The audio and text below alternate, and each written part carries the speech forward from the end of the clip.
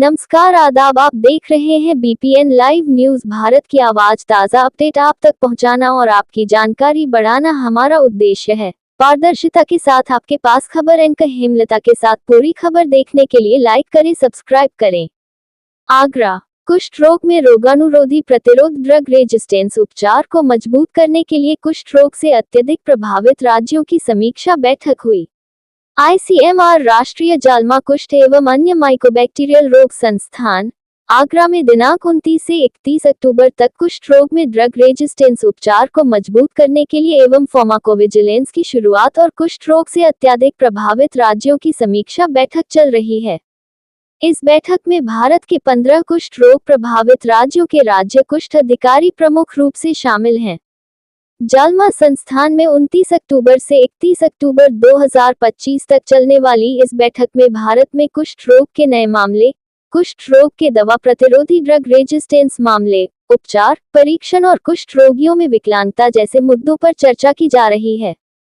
इस अवसर पर डॉक्टर राजीव बहल, सचिव, भारत सरकार, स्वास्थ्य अनुसंधान विभाग और महानिदेशक, आईसीएमआर और doctor RP Joshi, ADG, DGHS ने कार्यक्रम को वर्चुअल रूप से संबोधित किया।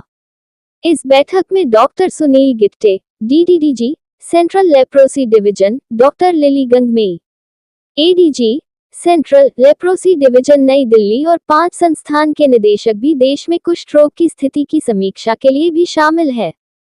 इस बैठक में विश्व स्वास्थ्य संगठन के प्रतिनिधि भी शामिल हैं। मैं डॉक्टर अभी बंसल हूँ, यहाँ जालमा में वैज्ञानिक हूँ और ये एक बहुत बड़ी कार्यशाला कम मीटिंग हो रही है।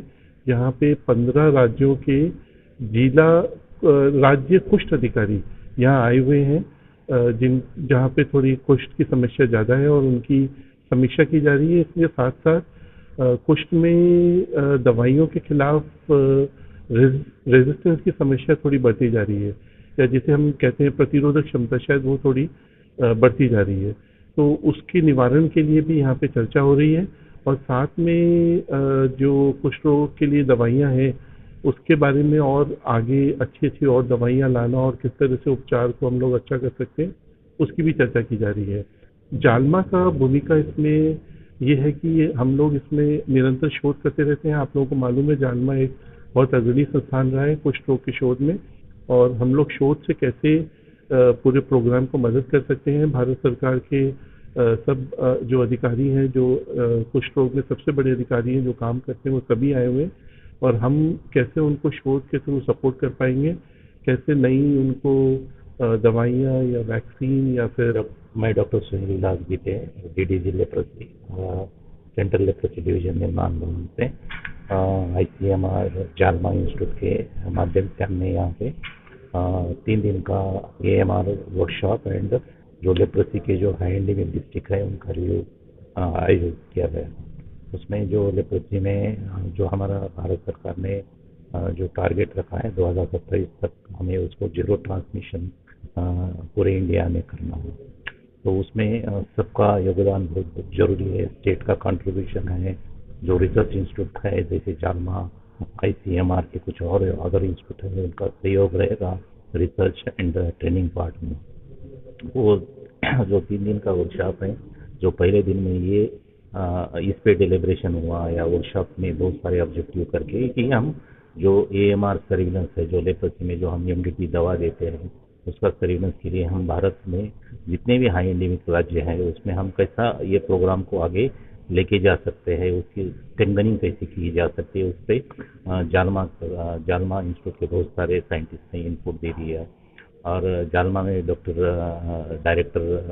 Director and the nodal person जो अभी साइंटिस्ट हैं उन्होंने ये अरेंज किया, कोऑर्डिनेशन किया और उसका जो ऑब्जेक्टिव था तो वो हम तकरीबन जो रोल आउट प्लान है इंडिया में उसका ड्राफ्ट बन चुका है। दूसरा और तीसरा दिन है कि जो 15 राज्य थे, जो महाराष्ट्र है, झारखंड है, छत्तीसगढ़ है, यूपी है, बिहार है, आंध्र प्रदेश, इस सब राज्यों में Orissa and other some state, सबका एक रिव्यू हो गया है कि जो लेप्रोसी की सिचुएशन है उनके स्टेट में कितने लेप्रोसी मरीज आते हैं।